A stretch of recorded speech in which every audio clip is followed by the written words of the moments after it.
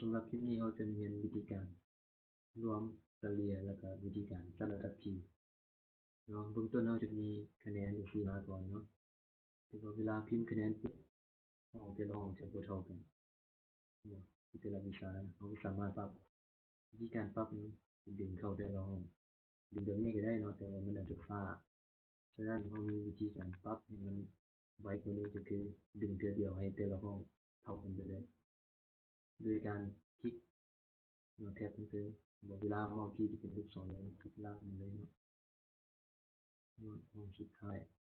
หลังจากนั้นห้องคลิกลากห้องใดก็ได้เนาะให้มันเป็นอย่างนี้เนาะที่ยังว่าลากนี้ห้องมันจะเท่ากันไปเลยมันนี่อักษรเนาะอักษรจะบ่เห็นมันคือประวัติศาสตร์จริงๆเนาะศึกษาที่เนาะมันจะเปลี่ยนรูปแบบของหนังสือให้มันเป็นเดี๋ยวนี้เนาะเป็นหนังสือตั้งขึ้นที่การเปลี่ยนคือต้องทาสีงดก่อนเริ่มแทนวิชาดมิตหอบสุดท้ายแล้วเข้าที่ตัว A เนาะหรือว่าตัวนี้เนาะ alignment ติดเลยหลังจากนั้นจะเลือกตัวนี้เนาะ1 2 3เดินไปที่ B เนาะหนังสือจะเปลี่ยนเป็นลงตั้งลงเดียวกันหมดวันนี้จะเข้าวิธีการรวมก็คือลงทาสีเรียนแต่ลงทมิตเป็นภาษาลาวเนาะคลิกลากมาถึงฮอดที่บัตรแล้วก็มาเข้าที่ฟอร์มูลาเนาะเลือกที่ออโต้ซัมแล้วเอามาเลือกที่ซัมตัวทมิตนี่เนาะตัวนี้หมายถึงวิธีการรวมที่ลาวคลิกปุ๊บเขียนผลออกมา80วันนี้ถ้าต้องการเฉลี่ยเนาะคะแนนเฉลี่ยหรือว่าตัวเฉลี่ยเราจะทาสีนี้ก่อนเนาะทาสีเริ่มแต่มีทมิตหมดสุดท้ายเนาะแล้วเข้าเฉลี่ยเนาะโดยการที่เข้าฟอร์มูลาที่เราเนาะโดยเข้าออโต้ซัมจะเลือกเป็นตัวที่2ตัวนี้เนาะเอเวอเรสหมายถึงคะแนนเฉลี่ยเวลาที่คลิกปุ๊บคะแนนเฉลี่ยจะออกมาแต่ก่อนที่เราไม่ได้ตั้งค่าเวลาเราเข้าคะแนนเฉลี่ยปุ๊บบางทีหลังจุดอาจจะมีหลายตัวถึงตอนนี้วิธีการปรับหลังจุดให้น้อยตัวลงปกติหลังจุดคะแนนเฉลี่ยจะมีแต่2ตัวเนาะก็คลิกใช้มันก่อนหลังจากนั้นมาคลิกที่ตัวนี้เนาะมันจะลบออก number เนาะคลิกลบออกเอาแต่2ตัวหลังจากที่ได้รวมกับเฉลี่ย2ตัวแล้วผมก็จะคลิกหลายทีเนาะมันก็ทาสีรวมกับเฉลี่ยหลังจากนั้นเอาเมาส์มาคลิกที่เนาะมาคลิกที่สี่เหลี่ยมตัวนี้เนาะสังเกตว่าเวลาเอาเมาส์ที่ธรรมดาจะเป็นบวกสีขาวตามเดือนมันจะกลายเป็นบวกสีดำแล้วคลิกข้างลากลงมาแล้วมันจะได้คะแนนเฉลี่ยกับคะแนนรวมเป็นกันเลยหลังจากที่ได้ตัวนี้แล้วปุ๊บเราจะมาเข้าวิธีการจัดระดับที่เนาะวิธีการจัดระดับที่จะมีเนาะมีถ้าต้องพิมพ์เท่ากับก่อนเนาะเท่ากับแรงเท่ากับ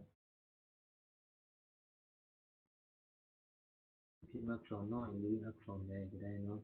ตัวนี้เลยเนาะคลิกใส่คะแนนของทำอิฐเนาะคะแนนเฉลี่ยของทำอิฐแล้วหมายจุด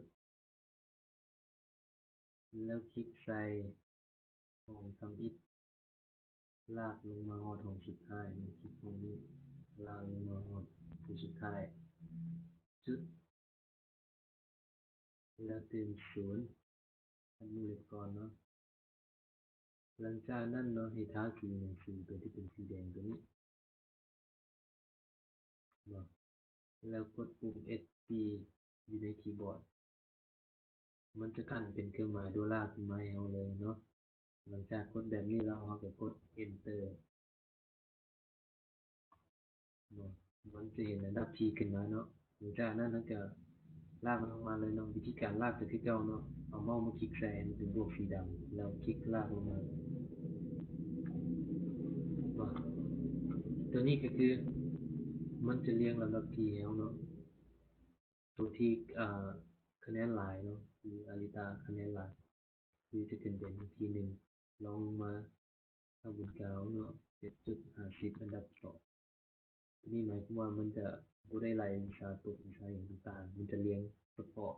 ตัวที่เป็นคะแนนหลายเนาะคะแนนหลายจะได้ระดับที่หนึ่งคะแนนหน่อยจะได้ลำดับสุดท้ายตัวนี้เนาะ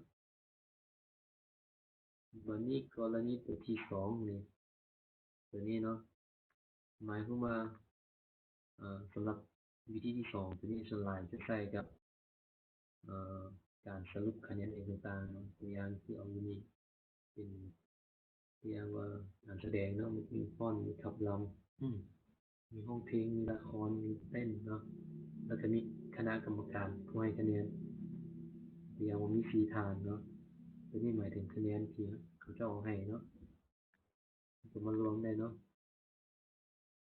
วิธีการรวมก็คือเก่าเนาะเข้าที่ที่ค่าสีมันก่อนแล้วก็เข้าที่ฟอร์มูลาแล้วเข้าที่ซัมรวมกันเนาะหรือสิพิมพ์เท่ากับก่อนเนาะแล้วคลิกใส่แต่ละห้องแล้วกดบวกสมการที่1บวกที่2บวกที่3บวกที่4แล้วกด enter ลงห้องกันหลังจากนั้นเราจะลากลงมาเนาะเป็นโบว์สีดำคลิกลากลงมาเนาะมันจะบวกคะแนนให้เลยระดับ P เนาะระดับ P เขาเนาะทีนี้ระดับ P ก็คือทิ้งโทรศัพท์เนาะแรงเล็กเนาะคะแนนเฉลี่ยทีนี้จะเอาคะแนนรวม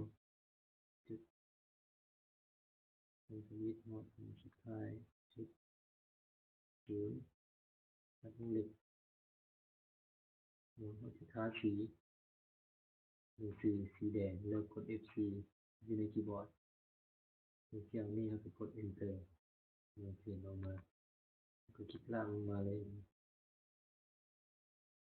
วันนี้กรณีที่กรรมการให้คะแนนผิดเราก็สามารถปรับตัวอย่างที่นี้เนาะอันดับตัวอย่างกรรมการผู้ที่หนึ่งให้เขาผิดแล้วทิ้งเขาคิดจุดเนาะเป็นบวกจะเปลี่ยนเลยหรือว่าห้องเพลงเนาะตัวอย่างว่าหลงเนาะนี่คือเขาคิดแล้วคลิกปุ๊บหมดคะแนนหลายชุดจะกลายเป็นที่หนึ่งไปเลยเนาะทีนี้ก็ปรับตำแหน่งตามที่ต้องการเราสำหรับคลิกวิธีการรวมเฉลี่ยแล้วก็ระดับที่จะมีตรงนี้เนาะ